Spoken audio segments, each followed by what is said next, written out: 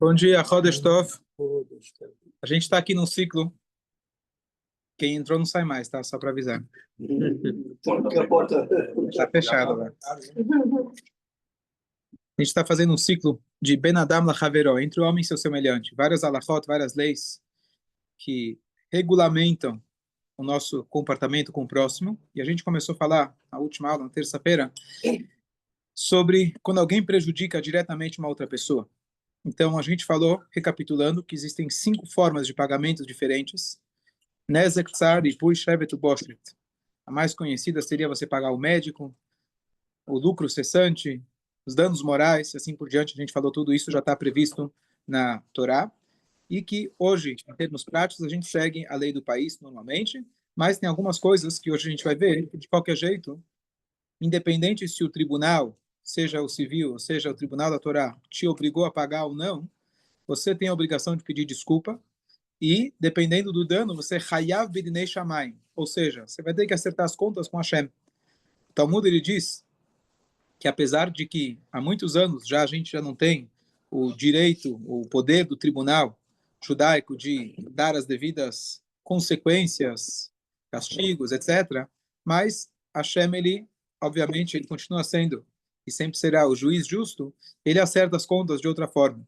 A vantagem que a gente tem é que perante um tribunal de seres humanos, você pode bater no coração, implorar, pedir perdão, mas eles têm que acertar as contas conforme aquilo que aconteceu.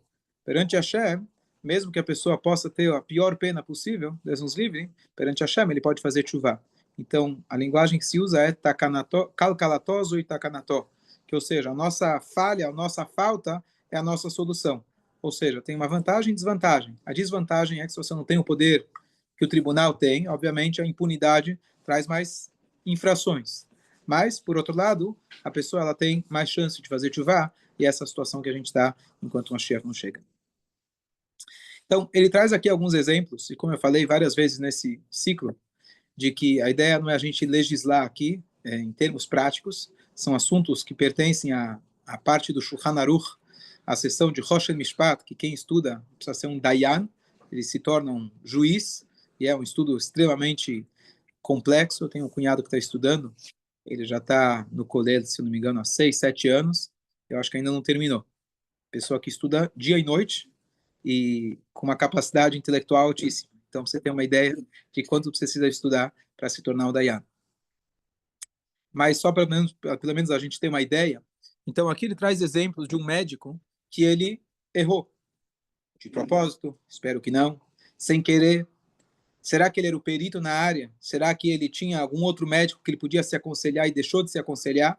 O que hoje, principalmente nos Estados Unidos, os médicos, para se tornarem médicos, ganharem dinheiro, precisa ganhar muito dinheiro, porque eles têm que pagar um seguro altíssimo, porque o negócio de processar, como a gente falou da outra vez, processar a cidade, processar o médico, processar qualquer um, é um negócio que dá muito dinheiro, especialmente lá. Então, o médico precisa estar protegido. Mas, muito antes disso, a Torá já previa esse tipo de situação, e a Torá fala, descreve qual é o teu nível de responsabilidade. Então, só para dar uma pincelada, a ideia é que se você tinha com quem se aconselhar e não se aconselhou, ou seja, de alguma maneira foi uma falha sua, foi uma, como chama isso? Negligência sua, obrigado. Então, obviamente que você tem que ressarcir a pessoa. O quanto você vai ressarcir, hoje a gente é muito limitado, a gente vai estar limitado praticamente às leis civis. Mas, perante Hashem, obviamente que a tua responsabilidade e culpa é muito grande. Então, se você está num papel, seja ele de médico ou qualquer outra pessoa, que você não tomou, por exemplo, os devidos cuidados de segurança com os teus funcionários, com os teus clientes, etc., então você tem uma responsabilidade muito grande. A gente conhece inúmeras histórias, né? Mas depois que teve aquele incêndio lá no sul do Brasil, na Kiss, todo mundo lembra como que realmente a lei dos bombeiros, como chama? ABCB, obrigado. Ficou muito mais rígida, certo? Então, e o nível de responsabilidade que você tem, então se você tem uma loja, você tem um estabelecimento, etc., você tem todas essas obrigações de zelar pela segurança. E se hoje o conhecimento é mais avançado e a gente tem formas de se proteger, é tua obrigação. É a primeira obrigação, aliás, que o Shmartem Meod Nafshotechem, você tem a obrigação máxima de zelar pela vida, de você realmente tomar todos os cuidados, prevenções, hoje que se faz agora em sinagoga, salas de segurança, etc. Uma vez alguém perguntou para um rabino, eu estava na aula, ele perguntou como funciona câmeras na entrada da sinagoga no Shabat. Entra numa questão, porque na hora que você passa na frente da câmera, você está movendo os pixels lá na televisão, fora que você está gravando no vídeo, você passando. E na hora que você entra na sinagoga, não só passando na rua, mas você entra na sinagoga, especificamente, você está lá fazendo esse movimento. O rabino respondeu de uma maneira radical, mas mais para dar uma mensagem, ele falou, no Shabat, eu digo a vocês que vocês não devem ir numa sinagoga que não tem câmera. Então, óbvio que existem leis. Pelo contrário, você tem que ir no lugar onde te oferece seguro. Não. Então, ele está falando, ele foi para o extremo contrário. Eu acho que você não deve ir numa sinagoga que não tenha a câmera. Depois a gente pode entrar no mérito da questão, se a câmera tem intenção, não tem intenção, mas independente de tudo isso, ele falou a obrigação que a gente tem realmente de zelar pela nossa segurança. Não quer dizer que você pode fazer tudo pela segurança sem ter qualquer risco, etc. Tem leis muito detalhadas a respeito disso, se é sem querer, se é por querer, se é tua vontade, se não é tua vontade, qual é o motivo que a câmera está lá, etc. Não vou entrar que agora não é lei do Shabat. Mas eu estou dizendo a importância que tem, a maneira que ele respondeu, radical, só para mostrar como realmente cuidar da nossa vida é o valor mais importante de toda a Torá, que a Torá fala para a gente cuidar e zelar pela vida.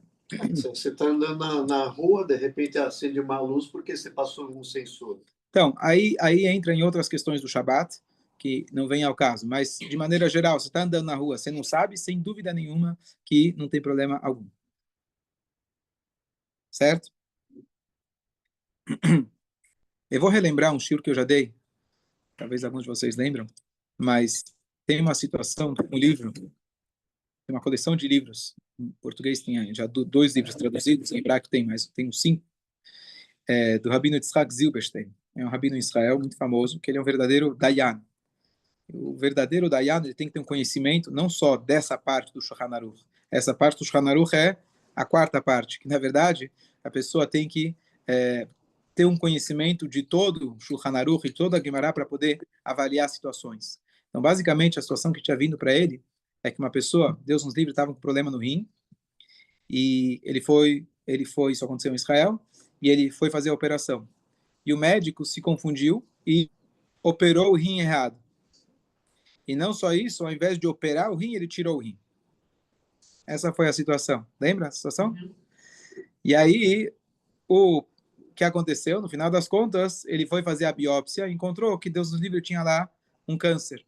E se não fosse o médico, o paciente teria morrido. O paciente está querendo processar o médico.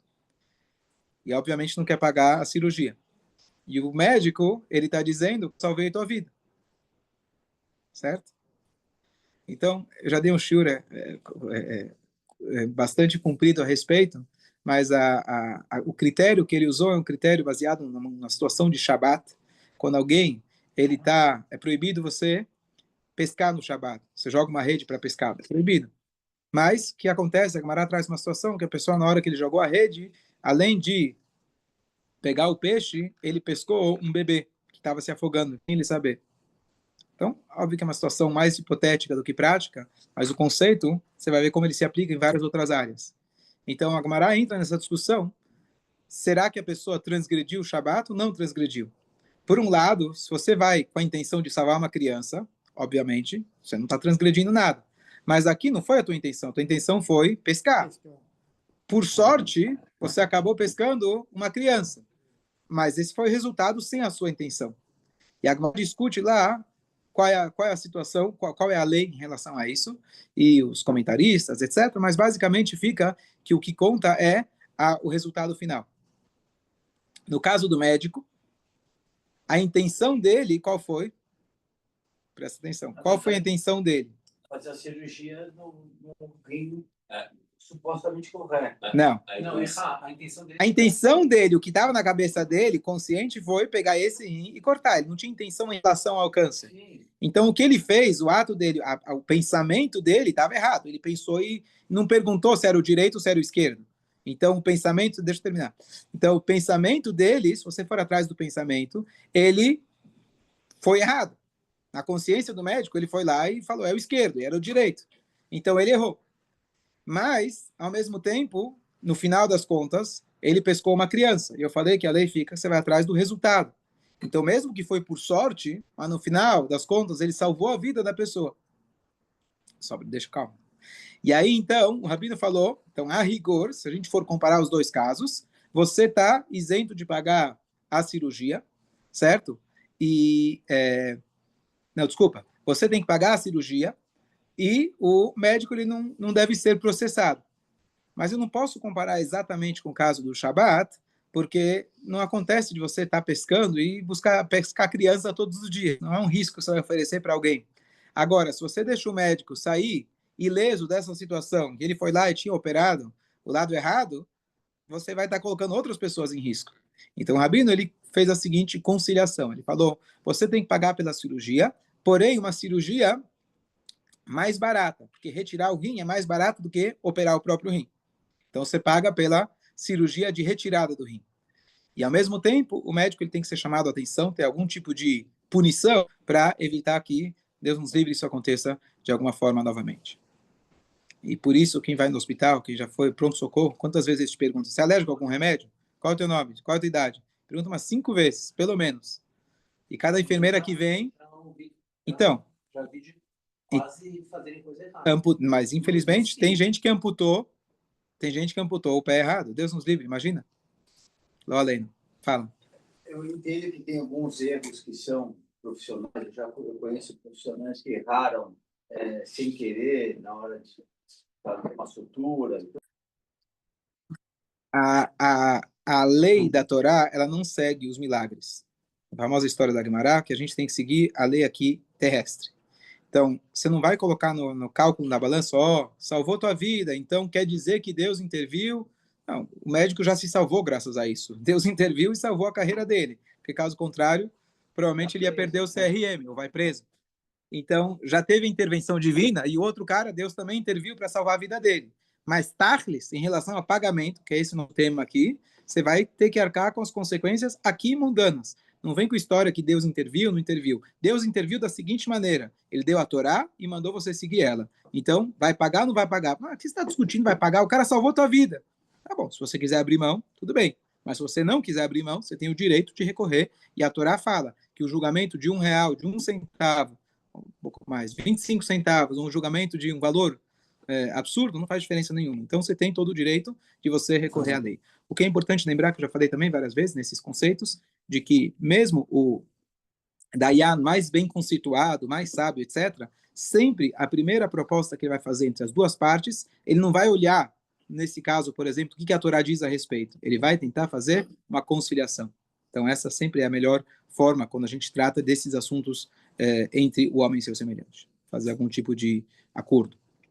Dúvidas? Não. Aqui ele traz uma situação muito interessante. Você está com a intenção, você foi lá com a melhor das intenções e foi tentar salvar a vida de alguém. E você, na hora H, acabou não conseguindo ajudar e talvez a tua intervenção acabou matando a pessoa. Como faz? Uma outra situação, mais específica, se Deus nos livre a ambulância, pela pressa de ir até o hospital, atropela uma pessoa. Deus nos livre. Qual que é o cúmulo da sorte? É ser atravessado por uma ambulância na frente do hospital, não é? Lá além. Então, aqui tem um pensamento. O que você ia falar, Tuta? Não, eu ia falar que voltar ao paradigma da intenção. Qual que é a sua intenção? A intenção de você atender uma pessoa e der um resultado ruim, você tinha a intenção boa de tratar essa pessoa.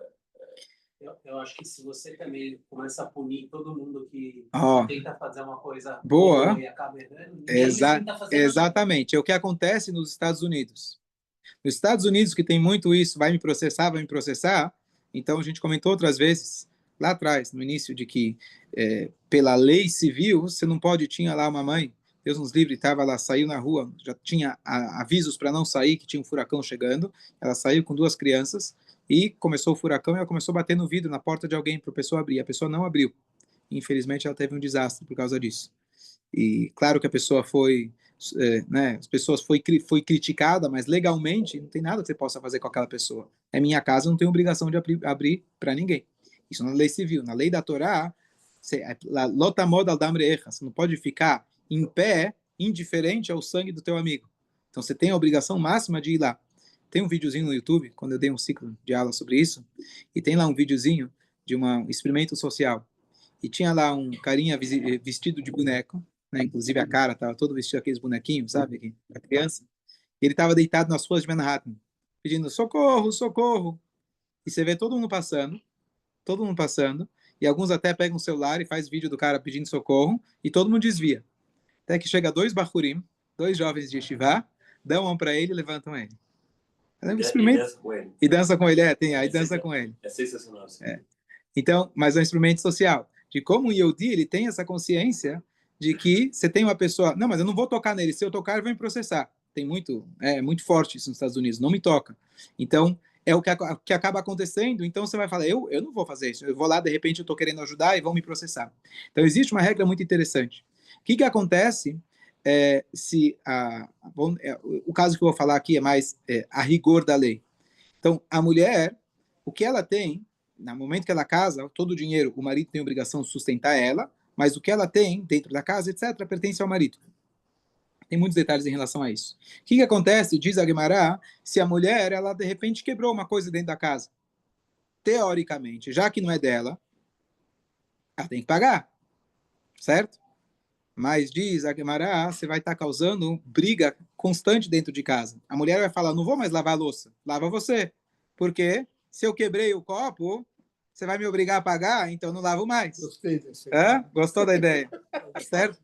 Não, a mulher não lava mais a... Não pelo lado machista, da mulher não lavar a louça e o marido tem que lavar. Você gostou da ideia? Tá bom, tá gravando aqui, vamos mandar para ela. Não se preocupa, eu lavo então, a louça. Eu já falei outro dia, vamos lá. Eu já sei porque você casou comigo, porque eu lavo a louça. Tá bom. Então, é óbvio que esse caso é um caso querendo olhar a rigor da lei. Não é como a gente falou antes, não é assim que você vai sequer supor que tua esposa teria que pagar, mas a gente está olhando a rigor da lei. Então, a ideia é, se você fizer isso, você vai estar causando uma situação muito pior. Então, a mesma coisa, se você fala para a pessoa, olha, só um detalhe importante, né? Você tem que ter algum conhecimento, pelo menos, de salvamento. Porque a gente sabe, se você vai tentar tirar uma pessoa que está engasgada e fazer do jeito errado, a pessoa que está tendo, Deus nos livre, uma convulsão, obrigado. Aí você vai lá, coloca a tua mão para segurar a língua dela, ou vários mitos, que eu lembro, fiz uma aula só de Yatzalá, muitos anos atrás. E eles falaram, a primeira coisa que você tem que saber é o que não fazer. Esquece esses mitos que você escutou, viu no vídeo, etc., porque você pode piorar. Então, você pode fazer é chamar Tzalá e levar para o hospital. É a melhor coisa que você pode fazer. Então, não estou falando disso. Vou falar que alguém tem pelo menos um treinamento básico, ele sabe o que está fazendo, mas talvez não tinha experiência suficiente, mas ele queria salvar a vida de alguém. Se você punir essa pessoa, independente de qual é a lei, se você deveria punir, não deveria punir, se você punir ela ou punir a Tzalá, então ninguém mais vai querer ser da Tzalá. Então, a Torá olha em todos os ângulos que, mesmo na situação que talvez você cogitaria que a rigor da lei você tem que pagar, os Chachamim fazem vários decretos, que são chamados Tikkun Haolam, para poder consertar o mundo, senão, caso contrário, no caso do marido e da mulher, por exemplo, você vai estar só causando briga. Mas a lei está lá. Quando a gente casou, tudo que tem dentro da casa é meu. Então você tem que me pagar. Tá bom, você pode brigar por isso, mas os Chachamim já preveniram isso, falando, não entra nessa, que senão vai causar mais problemas. Então, essa é a lei em relação a Tzalá.